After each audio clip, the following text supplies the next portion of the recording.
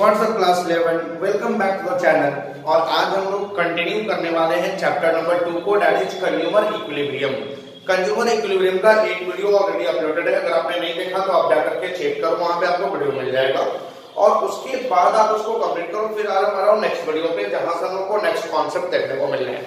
तो आज के कॉन्सेप्ट में हम लोग सबसे पहले देखेंगे यूटिलिटी। यूटिलिटी को हम लोग दो फॉर्म में, दो रिस्पेक्ट्स में डिफाइन करेंगे, एक कार्डिनल यूटिलिटी और दूसरा ऑर्डिनल यूटिलिटी। कार्डिनल यूटिलिटी क्या होता है कि the utility which can be measured in the numbers, यानी can be defined in the numbers, that is called the cardinal utility.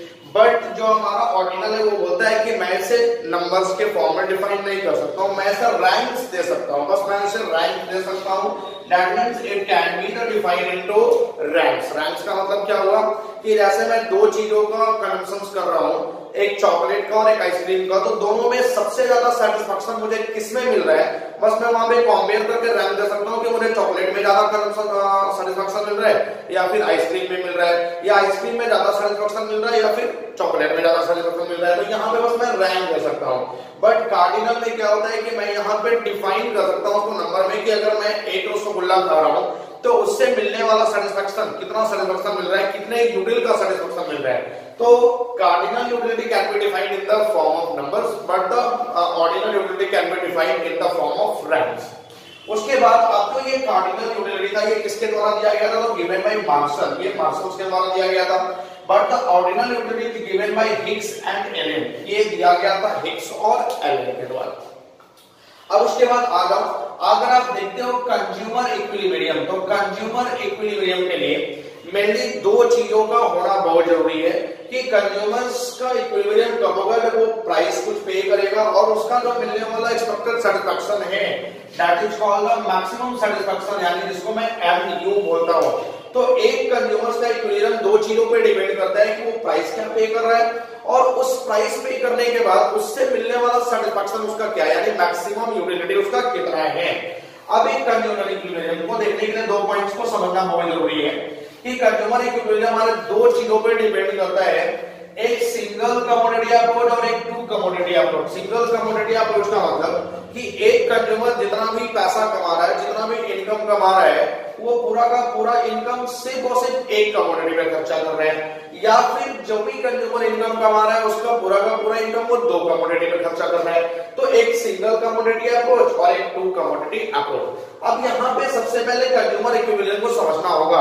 Consumer equilibrium क्या था, आप पिछले क्लास में भी पढ़ के आ चुके थे, पिछले वीडियो में अगर आपने नहीं देखा तो जाकर के देख लो, वहां पे क्या लिखा हुआ था कंज्यूमर इक्विलिब्रियम के बारे में, कि कंज्यूमर्स को मैक्सिमम सेटिस्फेक्शन चाहिए with his limited income and has no tendency to change his the existing way of expenditure, यानी कि कस्टमर्स को जितना खर्चा कर रहा है उतना ही खर्चा में वो मैक्सिमम सेटिस्फेक्शन लेगा, उस खर्चा को वो चेंज नहीं करना चाहता है। That is called the consumer equilibrium. यही था हमारा consumer equilibrium.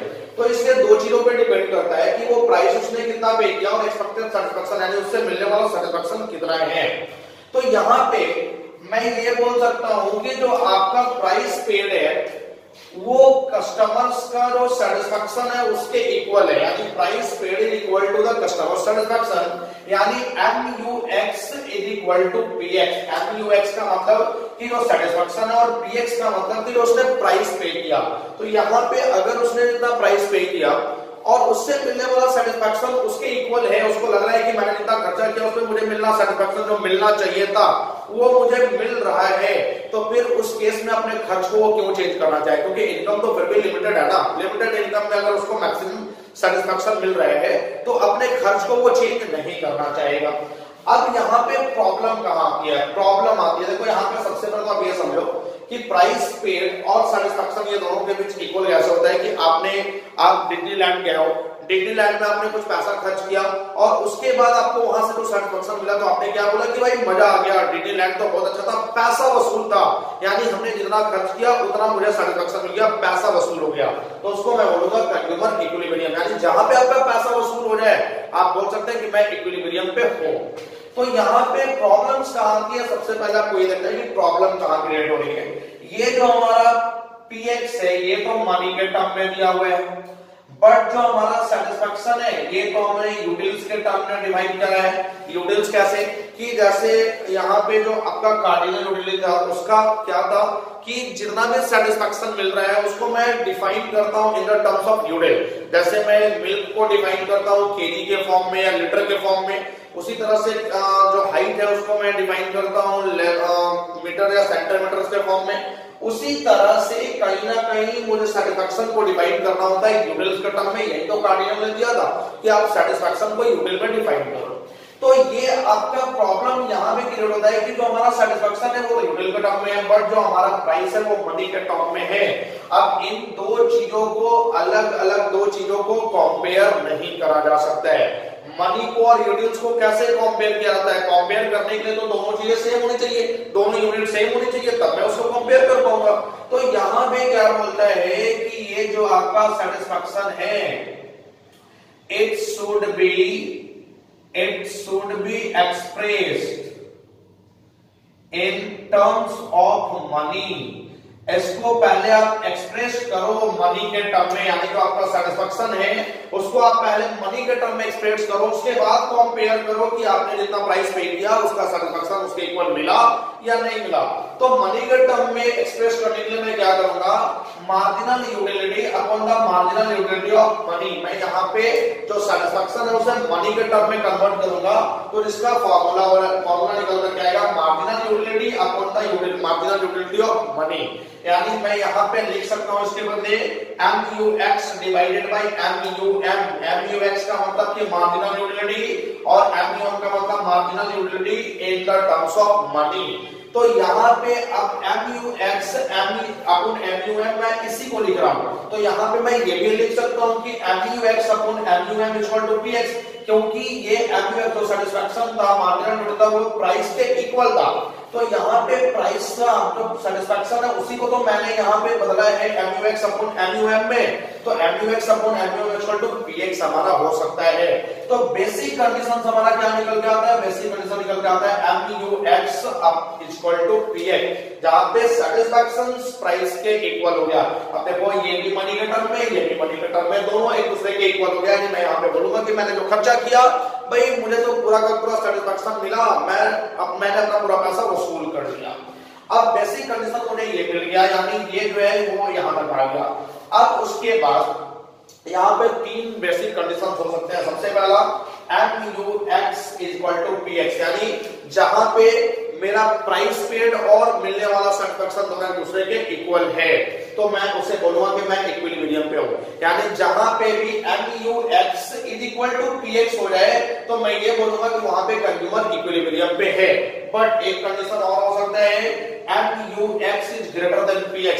MUX is greater than PX का मतलब क्या होगा कि हमारा जो मिलने वाला सेटिस्फेक्शन है वो ज्यादा है हमारे प्राइस पेड से। अब आप सोचो, थोड़ा सा आप सोचो कि अगर आपका सेटिस्फेक्शन ज्यादा होगा तो आप याद करो law of DMU। Law of DMU क्या बताता था कि अगर सेटिस्फेक्शन मेरा ज्यादा हो रहा है तो वहां पे इनवर्स रिलेशनशिप करता है, सेटिस्फेक्शन मेरा बढ़ेगा, कंजम्पशन मेरा घटेगा, कंजम्पशन बढ़ेगा, सेटिस्फेक्शन घटेगा। तो यहाँ पे जो मिलने वाला सेटिस्फेक्शन है वो मेरा ज्यादा है, बट कंज्यूमर तो इक्विलिब्रियम पे होने के लिए MUX और PX एक दूसरे के इक्वल होना चाहिए, यानी प्राइस पेड और सेटिस्फेक्शन एक दूसरे के इक्वल होना चाहिए, बट मेरा सेटिस्फेक्शन बहुत ज्यादा है।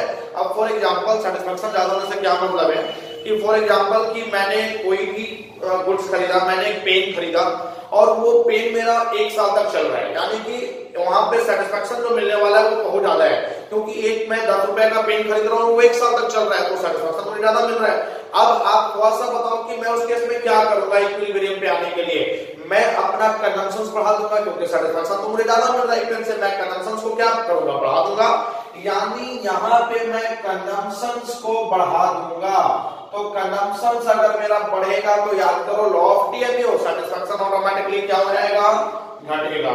मेरा यहाँ पे सेटिस्फेक्शन जो है वो बिल्कुल घटने वाला है, यानी जैसे ही मैं कंजम्पशन बढ़ाऊंगा तो सेटिस्फेक्शन मेरा क्या होगा, घटेगा। यानी कंजम्पशन बढ़ाऊं सेटिस्फेक्शन गिरना स्टार्ट हो जाएगा, और वो गिर के कहां पे आके रुकेगा, इस पॉइंट पे जहां पे MUX is equal to PX हो जाएगा, क्योंकि सेटिस्फेक्शन जब धीरे धीरे गिरना स्टार्ट होगा तो एक पॉइंट पे आकर के जहां पे प्राइस और सेटिस्फेक्शन दोनों इक्वल हो जाएंगे, तो यहाँ पे मुझे इक्विलिब्रियम मिल जाएगा। अब एक और कंडीशन आप समझो कि MUX is less than PX, यानी यहाँ पे मेरा प्राइस ज्यादा मैं पे कर रहा हूँ और मुझे सेटिस्फेक्शन कम मिल रहा है, यानी यहाँ पे मुझे ऐसा लग रहा है कि कहीं ना कहीं चीजें महंगी है, मुझे प्राइस ज्यादा पे करना पड़ रहा है, खर्चा मैं ज्यादा कर रहा हूँ बट सेटिस्फेक्शन मुझे कम मिल रहा है। तो उस केस में आप याद करो मैं क्या करूंगा, अगर कोई भी चीजें महंगी लग रही है, मुझे लग रहा है कि मैं जितना प्राइस पे कर रहा हूँ उससे कम का सेटिस्फेक्शन मुझे मिल रहा है, मैं क्या करूंगा, मैं कंजम्पशंस को घटा दूंगा। यहाँ पे मेरा कंजम्पशंस क्या हो जाएगा, घट जाएगा, कंजम्पशंस को मैं घटा दूंगा।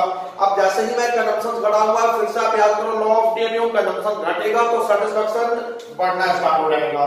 यहाँ पे मेरा सेटिस्फेक्शन फिर से बढ़ेगा और सेटिस्फेक्शन जब बढ़ेगा तो वो बढ़ते बढ़ते आ जाएगा जहां पे प्राइस और सेटिस्फेक्शन एक दूसरे के इक्वल हो जाएंगे, यानी ये भी फिर यहाँ पे आकर के रुकेगा। तो जब भी ये सेटिस्फेक्शन बढ़ते बढ़ते प्राइस के इक्वल आ जाएगा, मैं बोलूंगा कि कंज्यूमर इक्विलिब्रियम पे है। तो ये तीनों कंडीशंस हो सकते हैं। अब इसको आप एक टेबल से समझो, इसको एक टेबल से समझो कि MUX और PX के दोनों दूसरे के इक्वल कैसे होता है, इसको आप टेबल से समझो। फिर उसके बाद मैं ऐसे ग्राफिकल रिप्रेजेंटेशन भी करूंगा। सबसे पहले मैंने यहाँ पे यूनिट लिया 1 2 3 4 5 6 यूनिट मैंने लिया है। PX जो है मेरा जो प्राइस है वो सारे यूनिट पे सेम है, ऐसा लेकर चलो, यानी और 1 पे भी 10, 2 पे भी 10, 3 10 10 10 सब पे मैं 10 ले रहा हूँ, यानी प्राइस मेरा इक्वल है सारे यूनिट्स ऑफ कंजम्पशन पे।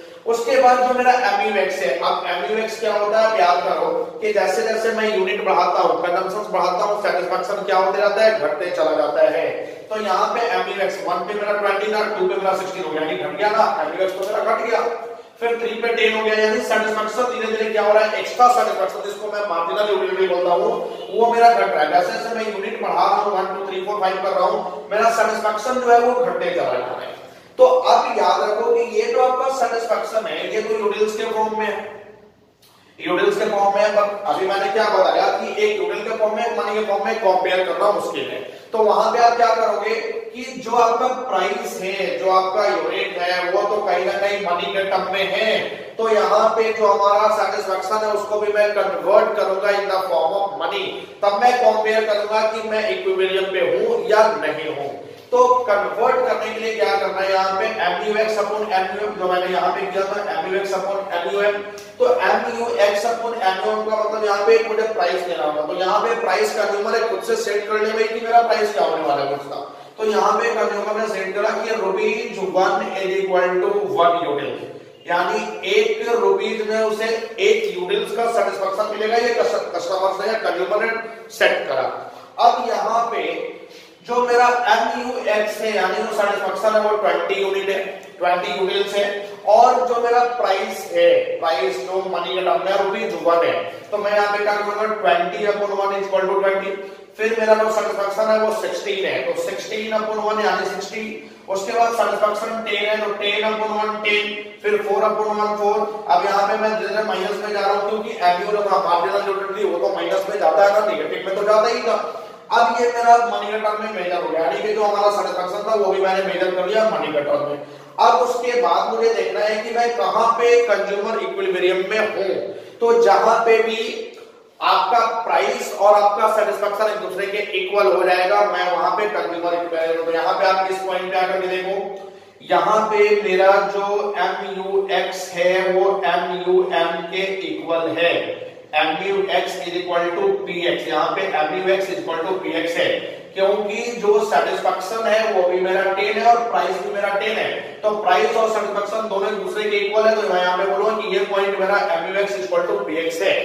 उसके बाद अब मेरा MUX ग्रेटर देन PX का है, तो MUX ग्रेटर देन PX देखो यहाँ पे आपका मिलता है MUX is greater than PX, क्योंकि यहाँ पे मिलने वाला जो सेटिस्फेक्शन है वो सबसे ज्यादा है और प्राइस से भी ज्यादा है। तो यहाँ पे MUX हमारा 20 और प्राइस 10 है, तो MUX is greater than PX। और ये वाला कंडीशन कहां पे है, तो MUX is less than PX। देखो MUX हमारा 0 है इस वाले पॉइंट पे, और जो हमारा प्राइस है वो 10 है, तो MUX is less than PX मेरा 5 वाले पॉइंट पे आकर के मिलता है। तो यहाँ पे क्या होगा कि जहां पे MUX is equal to PX है, वहां पे आपका सारा इक्विलिब्रियम है, यानी जो भी कंज्यूमर है वो बिल्कुल इक्विलिब्रियम पे है, उसे अपने किए गए एक्सपेंसेस में या पेड किए गए प्राइस में इक्वल वैल्यू दिख रहा है। बट यहाँ पे जो सेटिस्फेक्शन है वो ज्यादा है प्राइस से, जितना प्राइस पे कर रहा है उससे ज्यादा सेटिस्फेक्शन, तो वहां पे वो क्या करेगा, कंजम्पशन को बढ़ा देगा। कंजम्पशन देखो ये बढ़ा रहा है, 1 से 2, 2 से 3, 3 से 4 कर रहा है, यानी कि कंजम्पशन बढ़ा रहा है तो सेटिस्फेक्शन क्या होते जा रहा है, घटते चला जा रहा है। कंजम्पशन बढ़ा रहा है, सेटिस्फेक्शन घट रहा है। अब यहाँ पे आप चेक करो, MUX is less than PX, MUX is less than PX यहाँ पे, यानी कि उसका सेटिस्फेक्शन कम है, तो सेटिस्फेक्शन कम है तो वो क्या करेगा, कंजम्पशन को बढ़ाएगा, कंजम्पशन बढ़ाएगा, सॉरी कंजम्पशन को घटा देगा, कंजम्पशन से ऊपर की ओर घटता है तो कंजम्पशन को घटा रहा है, सेटिस्फेक्शन क्या हो रहा है, बढ़ रहा है। सेटिस्फेक्शन यहाँ पे देखो इसका ऊपर को जा रहा है। तो ये हो गया हमारा कंज्यूमर इक्विलिब्रियम। अब आप इसको एक ग्राफ पे प्लॉट करो, कैसे प्लॉट करोगे, यहाँ पे देखो मैंने यहाँ पे यूनिट लिया 1 2 3 4 5 6 और इधर मैंने MUX लिया हुआ है, MUX से इसको आप PX भी बोल सकते हो, PX MUX मैंने y एक्सिस पे लिया और x एक्सिस पे मैंने यूनिट लिया है, यूनिट ऑफ कंजम्पशन। अब यहाँ पे टेबल क्या बता रहा है कि 1 यूनिट पे हमारा MUX 20 है, मैक्सिमम जो हमारा MUX गया वो 20 गया, मैक्सिमम MUX मेरा 20 है, तो यहाँ पे 20 15 10 5 ये माइनस में भी जा रहा है, तो -5 -10 ये लेकर के मैं जाऊंगा। उसके बाद 1 यूनिट पे हमारा MUX 20 है, तो 1 पे 20 ये मैं यहाँ ले लूंगा, 1 पे 20। उसके बाद 2 पे 16 है, तो 2 पे 16 ये 15 से थोड़ा सा ऊपर आ जाएगा 16। उसके बाद 3 पे 10 है, तो 3 पे 10 ये तो इसी पॉइंट पे आकर के मिल गया। उसके बाद 4 पे मेरा 4 है, तो 4 पे 4 ये 5 से थोड़ा सा नीचे आ जाएगा। 5 पे 0 है, तो 5 पे 0 ये 0 है हमारा, तो 5 पे 0 हो गया। और 6 पे -6 में चला गया, तो 6 पे -6 यानी कि इससे थोड़ा सा नीचे यहाँ पे ही आ जाएगा -6।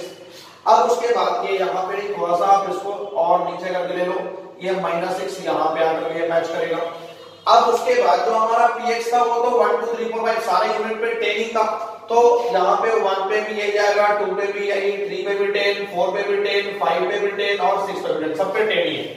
अब उसके बाद ये जो पॉइंट हमने यहाँ पे लिखा है 1 पे 20, 2 पे 16, 3 पे 10, 4 पे 6 4, 5 पे 0 और 6 पे -6, इन सारे पॉइंट को आप यहां से मैच कर दो, ये सारे पॉइंट्स को मैच कर दो यहां से, तो ये हमारा MUX हो जाएगा। MUX का मतलब क्या हुआ कि मैं जैसे जैसे यहाँ पे यूनिट बढ़ा रहा हूँ, कंजम्पशन बढ़ा रहा हूँ, मेरा जो सेटिस्फेक्शन है वो क्या हो रहा है, घट रहा है, डाउनवर्ड स्लोपिंग है, यानी कि नीचे की ओर MUX घटता है। तो जैसे जैसे मेरा कंजम्पशन बढ़ रहा है मेरा MUX घट रहा है, ये हमारा MUX हो गया। अब जिस पॉइंट पे आकर के MUX जो है यहाँ पे मैच करेगा, यानी ये 3 पे 10 ये मैच कर रहा है, यहाँ पे आकर के इंटरसेक्ट कर रहा है, तो ये वाला जो मेरा पॉइंट हो गया, ये पॉइंट हो गया MUX = PX, यानी इस पॉइंट पे जो हमारा कंज्यूमर है वो इक्विलिब्रियम में होगा, जहां पे MUX = PX हो जाएगा। अब ये तो क्या हमारा सिंगल कमोडिटी, ये तो पूरा का पूरा कॉन्सेप्ट था सिंगल कमोडिटी का, जिसमें कंज्यूमर इक्विलिब्रियम में सिंगल कमोडिटी अप्रोच क्या था कि अगर कोई भी कंज्यूमर इनकम कमा रहा है तो वो पूरा का पूरा इनकम अपने किसी एक कमोडिटी पे खर्चा कर रहा है। अब हमारा है 2 कमोडिटी अप्रोच। 2 कमोडिटी अप्रोच का मतलब कि कंज्यूमर जो भी इनकम कमा रहा है उसको वो 2 कमोडिटी पे खर्च कर रहा है। 2 कमोडिटी में खर्च कैसे कर रहा है, सपोज कि एक कमोडिटी X है और दूसरा कमोडिटी Y है, एक X कमोडिटी और एक Y कमोडिटी। अब X कमोडिटी में जो हमारा कंज्यूमर इक्विलिब्रियम होगा वो कब होगा, MUX/MUM = PX, जहां पे MUX = PX होगा मैं वहां पे बोलूंगा कि कंज्यूमर इक्विलिब्रियम में है। और Y कमोडिटी के लिए जहां पे MUY/MUM = PY होगा वहां पे मैं बोलूंगा कि कंज्यूमर इक्विलिब्रियम में है। अब यहाँ पे 2 कमोडिटी में वो खर्चा कर रहा है, तो 2 कमोडिटी में खर्चा करने का मतलब कि दोनों से मिलने वाला जो सेटिस्फेक्शन है वो इक्वल होना चाहिए, यानी X कमोडिटी से जो सेटिस्फेक्शन मिलेगा और Y कमोडिटी से जो सेटिस्फेक्शन मिलेगा वो दोनों इक्वल होना चाहिए। तो इसको मैं इक्वली दिखाने के लिए क्या करूंगा, मैं इसको बहुत सा चेंजिंग कर सकता हूं।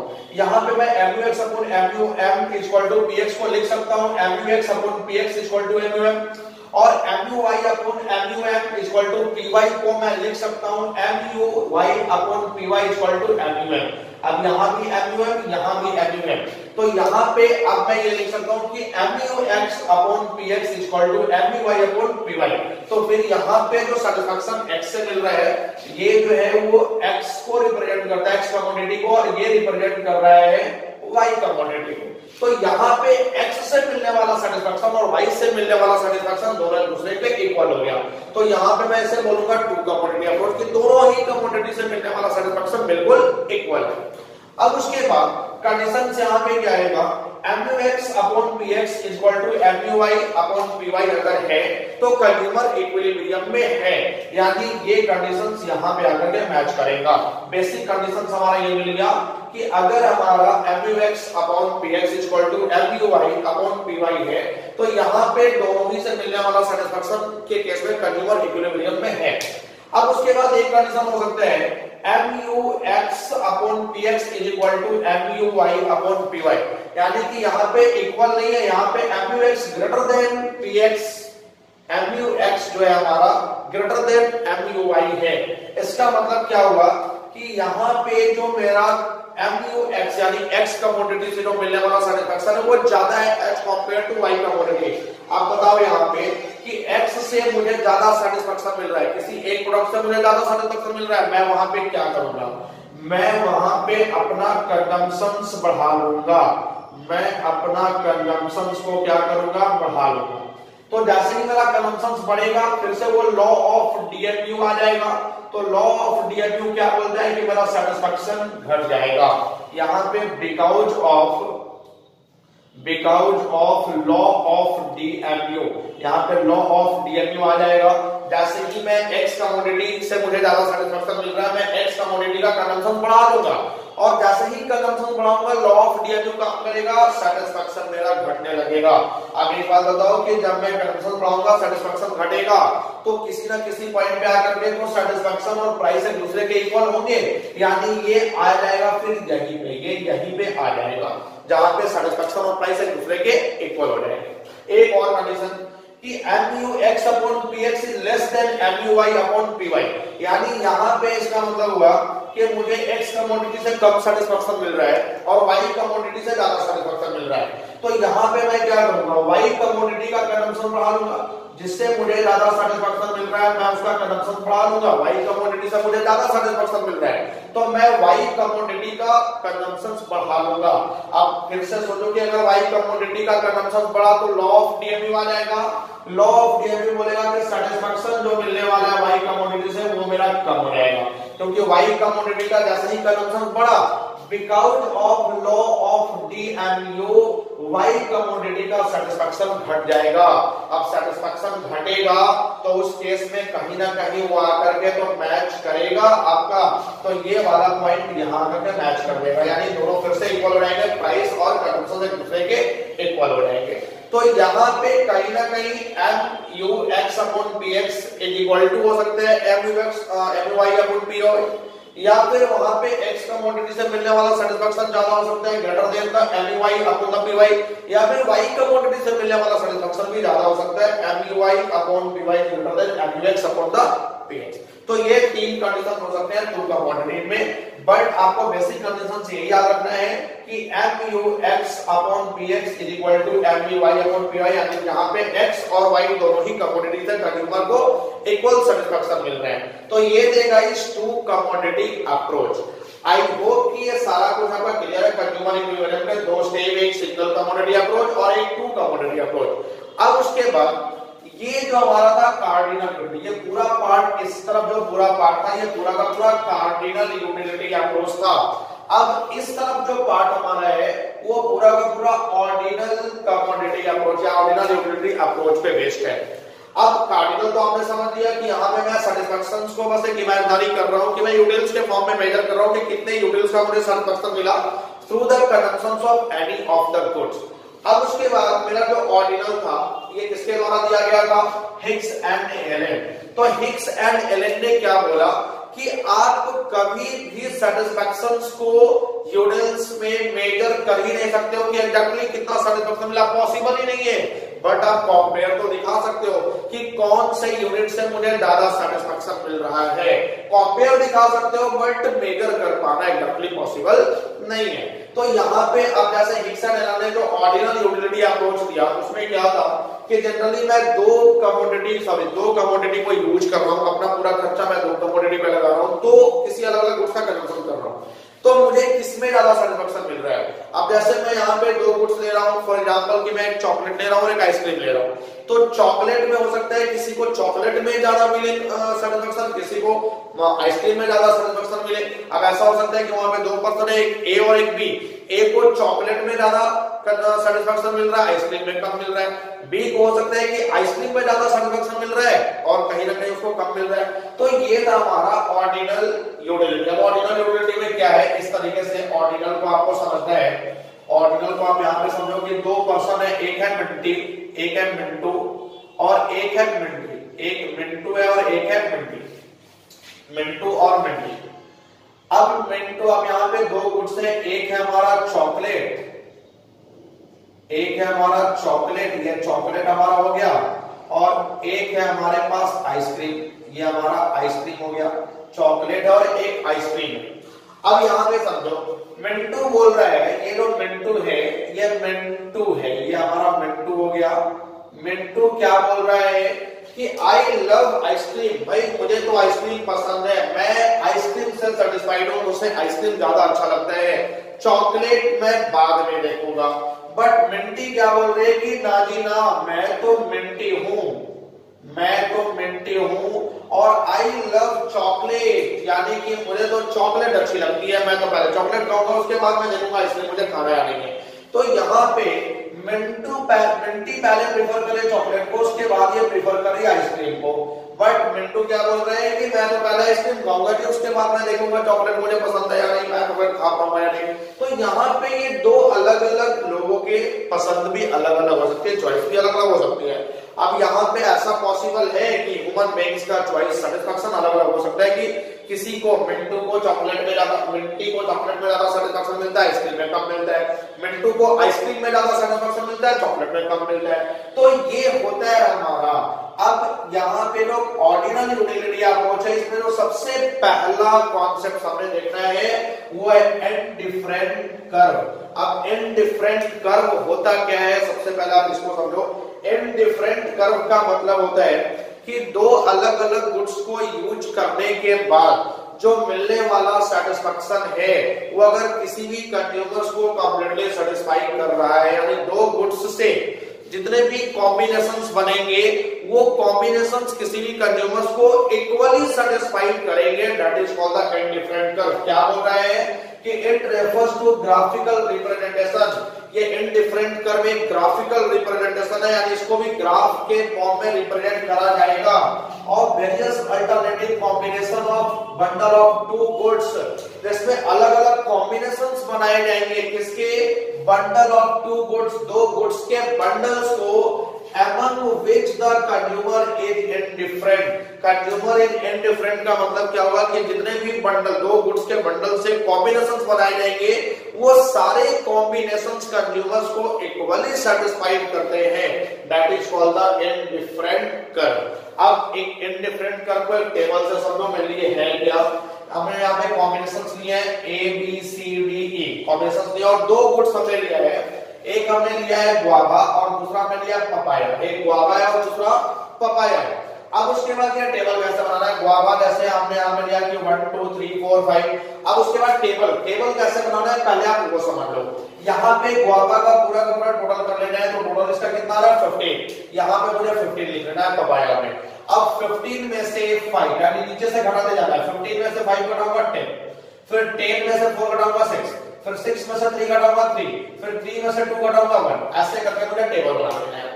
तो कॉम्बिनेशंस हमने लिया ए बी सी डी ई और हमने दो गुड्स लिया, एक गुआवा और एक पपाया।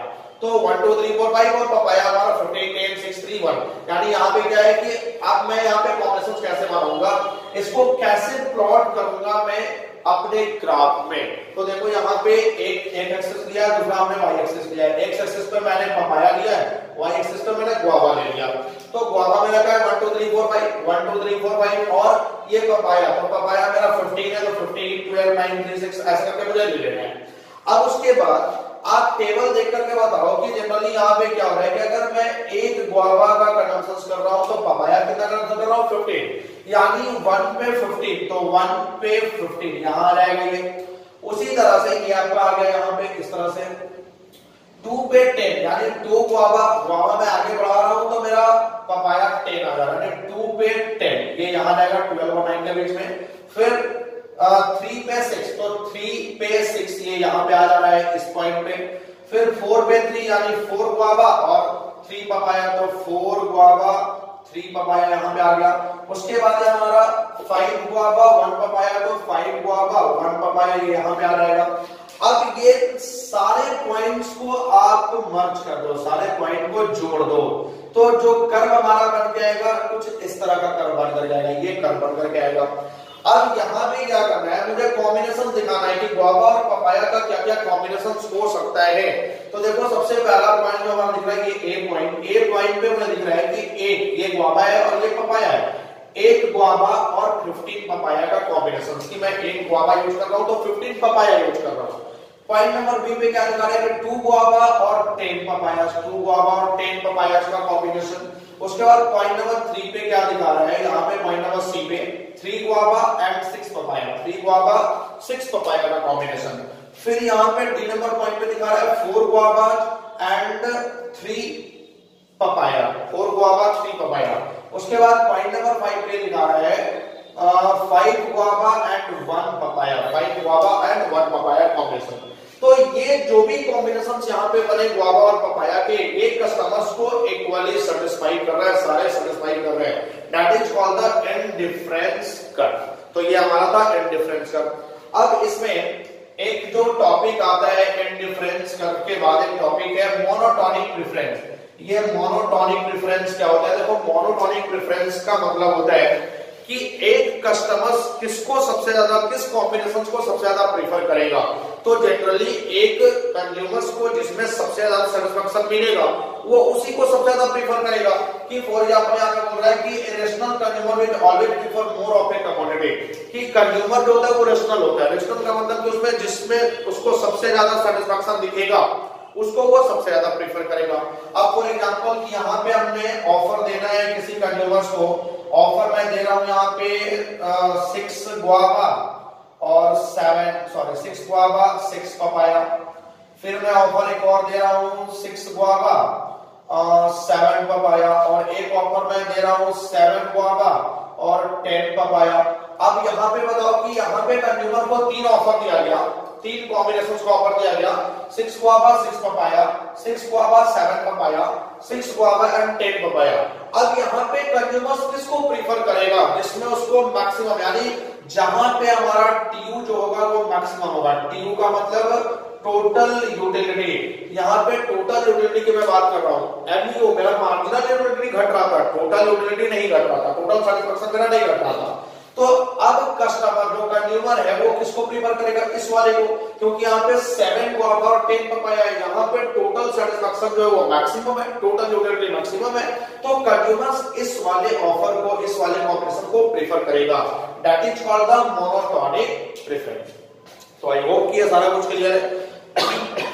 अब एक जो लास्ट टॉपिक आज के में बचता है वो हमारा बचता है इंडिफरेंस मैप। अब इंडिफरेंस मैप क्या होता है, इंडिफरेंट मैप का सिंपल मतलब समझो the family of indifference curve, कि इंडिफरेंस कर्व के जो भी फैमिली होते हैं उसको हम लोग बोलते हैं इंडिफरेंस मैप। अब इंडिफरेंस मैप को समझने के लिए आपके कॉम्बिनेशन सेम रहने वाले हैं, कॉम्बिनेशन सेम रखो। मैं इसको यहाँ पे मिटा रहा हूँ, इंडिफरेंट मैप के लिए मैं इसको यहाँ पे मिटा रहा हूँ, इसको आप समझना क्या होता है इंडिफरेंट मैप। इसको मैंने यहां से इरेज कर दिया।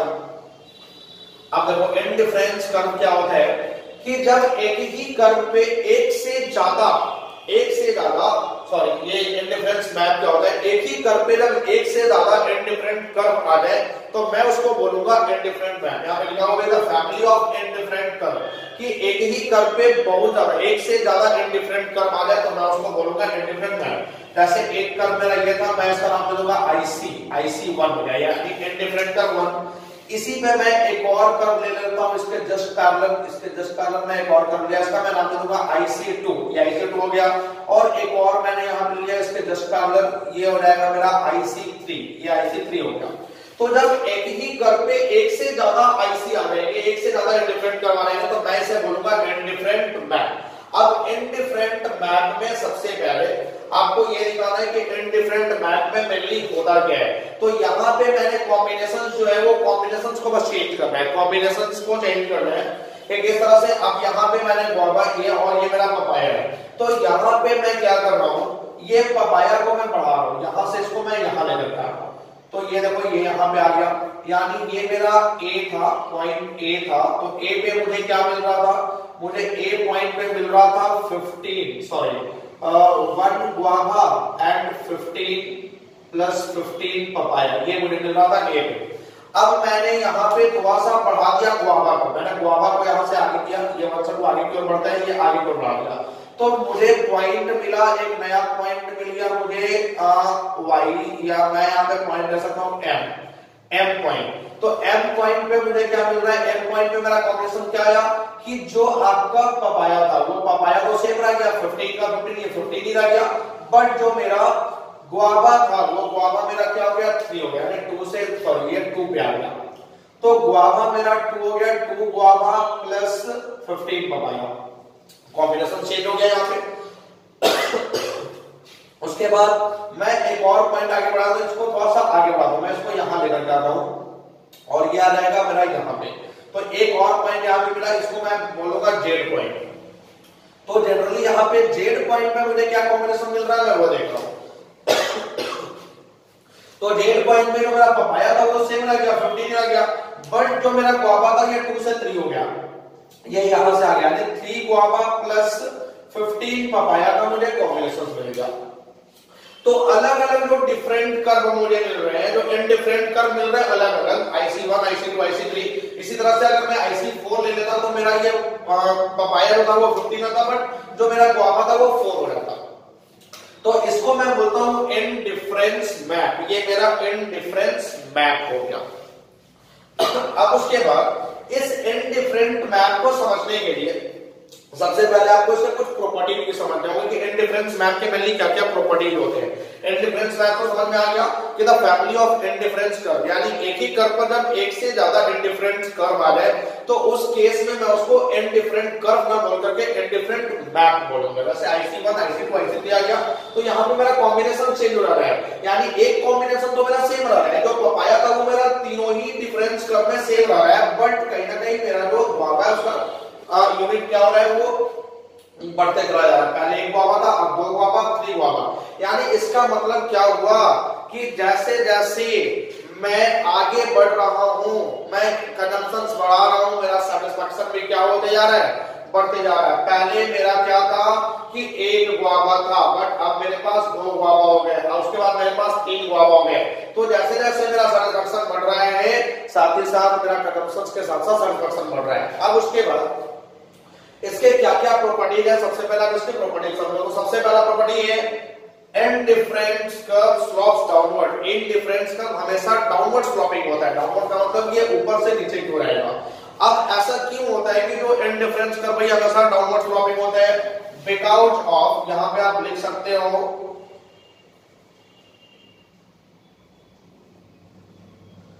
Because of inverse relationship, because of inverse relationship of quantity of two goods,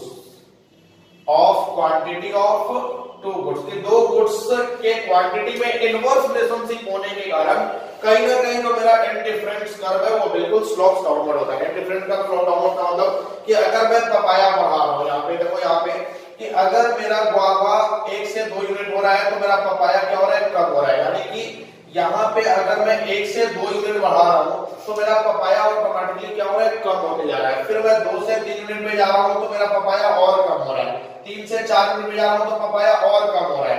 यानी अगर मैं 1 यूनिट को बढ़ा रहा हूँ, दूसरे यूनिट को घटना पड़ रहा है, तो यही तो मेरा कॉन्वेक्स रिलेशन या सॉरी डाउनवर्ड स्लोपिंग होता है, जो आपका था कि हमारा अगर 1 यूनिट बढ़ेगा तो दूसरा यूनिट ऑटोमेटिकली घट जाएगा। तो because of inverse relationship of quantity of two goods, हमारा जो ये कॉन्सेप्ट है, जो आपका जो कर्व बन रहा है वो बिल्कुल डाउनवर्ड स्लोपिंग होता है, ऊपर से नीचे की ओर होता है। अब उसके बाद नेक्स्ट है हमारा adage convex shape. Convex shape का मतलब क्या होता है, ये जो हमारा शेप होता है ये होता है कॉनकेव शेप, और इस तरह का जो शेप बनता है ये होता है कॉन्वेक्स शेप। तो जो भी यहाँ पे शेप बन रहा है डिफरेंस कर्व में वो कॉन्वेक्स बन रहा है, इस तरह से जा रहा है, कॉन्वेक्स बन रहा है। कॉन्वेक्स क्यों बन रहा है, इसके पीछे रीजन क्या है, तो रीजन है decreasing MRS, because of reason of decreasing MRS. अब एमआरएस क्या होता है? एमआरएस का मतलब होता है marginal rate of substitutions. Marginal rate of substitutions क्या होता है आप उसको समझो। ये डिक्रीजिंग एमआरएस के कारण हमारा जो शेप बन रहा है वो कॉन्वेक्स बन रहा है। क्या होता है डिक्रीजिंग एमआरएस? यहाँ जैसे यहाँ पे 15 है, इसके पहले तो मुझे पता नहीं था कि क्या था पपाया कितना मैं कंडीशन कर रहा था, लेकिन यहाँ में पता है कि अगर गुआवा में एक यहाँ पे गुआवा 1 का गेन कर रहा हूँ, गुआवा में 1 यूनिट का गेन कर रहा हूँ, 1 से 2 पे जा रहा हूँ, तो मुझे पपाया का सैक्रिफाइस करना पड़ रहा है कितना? 1 गुआवा गेन करने के लिए मुझे 5 पपाया का सैक्रिफाइस करना पड़ रहा है। यानी 1 से 2 गुआवा पे जाने के लिए सैक्रिफाइस करना पड़ा 15 से 10 आ गया 5 पपाया का। यहाँ पे देखो होता क्या है कि अगर कोई भी चीजें मेरे पास बहुत कम होती है तो उसे पाने के लिए मेरे पास एक एक्साइटमेंट होता है, मैं बहुत ज्यादा एक्साइटमेंट होता हूं, उसके लिए मैं कुछ भी सैक्रिफाइस करने को तैयार रहता हूं। तो यहाँ पे मेरे पास क्या था? गुआवा बस 1 था और पपाया मेरे पास 15 थे। तो अब मुझे लगा कि मेरे पास एक और गुआवा आ जाता, तो एक और गुआवा लाने के लिए मैं बहुत ज्यादा एक्साइटेड था। वहां पे मैं 5 पपाया का सैक्रिफाइस करने के लिए तैयार हो गया। यानी 1 गुआवा गेन करने के लिए मैंने 5 पपाया का सैक्रिफाइस किया। बट आप एक चीज याद रखो कि जैसे जैसे आपके पास कंजम्पशन बढ़ते जाती है आपका सेटिस्फेक्शन क्या होते जाता है? बढ़ते चलाता है। यानी जैसे जैसे आपके पास चीजें बढ़ती जाती है उसका सेटिस्फेक्शन आपका घटना स्टार्ट हो जाता है। तो अभी मेरे पास बस 1 ही गुआवा था, तो 1 और गुआवा पाने के लिए मैंने 5 पपाया का सैक्रिफाइस कर दिया कि भाई मुझे 1 और गुआवा किसी की तरह मिल जाए। अब उसके बाद मैं 2 से 3 गुआवा पे जाना चाहता हूं, लेकिन 1 गुआवा और लेना था, तो ऑलरेडी मेरे पास 2 गुआवा है, यानी कि सैटिस्फैक्शन मुझे मिल चुका है। अब मैं अगर 1 और गुआवा बढ़ाता हूं तो सैटिस्फैक्शन मेरा क्या होगा? घटेगा, क्योंकि ऑलरेडी वो चीजें मेरे पास है। तो देखो अब यहाँ पे 1 और गुआवा लेने के लिए मैंने 10 से 6 यानी कि 1 गुआवा और गेन करने के लिए अब मैंने 4 ही पपाया का सैक्रिफाइस किया, 4 पपाया। यानी कि सैटिस्फैक्शन तो पहले से कम हुआ ना, पहले मैं 5 पपाया का सैक्रिफाइस कर दिया, अब 4 पपाया का।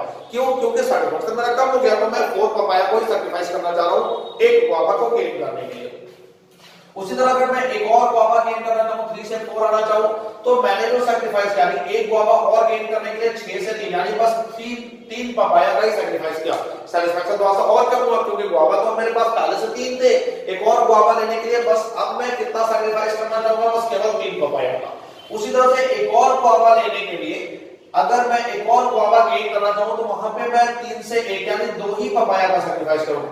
यानी कि जैसे जैसे मेरे पास गुआवा आते जा रही है सैक्रिफाइस ऑफ पपाया जो है वो कम होते जा रहा है, मैं कम सैक्रिफाइस कर रहा हूं। जब पहले मैं सैक्रिफाइस कर रहा हूं, मैंने 5 पपाया सैक्रिफाइस किया क्योंकि उस समय मेरे पास गुआवा 1 ही थे, तो मैं और 1 और गुआवा लेना चाह रहा था। तो वहां पे बस मुझे लगा कि भाई चलो पपाया सैक्रिफाइस ही कर दो, बट गुआवा आ जाना चाहिए, तो मैंने एक्साइटमेंट में 5 पपाया का सैक्रिफाइस कर दिया।